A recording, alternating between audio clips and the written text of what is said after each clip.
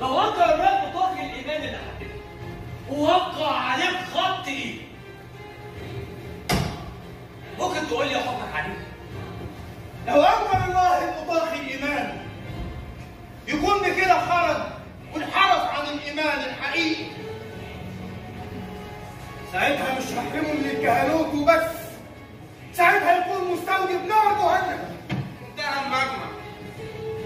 انتهى المجمع باستجواب البابا الاسكورس، والآن بأمر من جناب الإمبراطور الماركيان والملكة بوليكاريا يوزع منشور رئيس الأساقفة لاوي عشان يمضي عليه كل الأساقفة، عشان نحط تحديد جديد للإيمان. ايه ده؟ تحديد جديد للايمان؟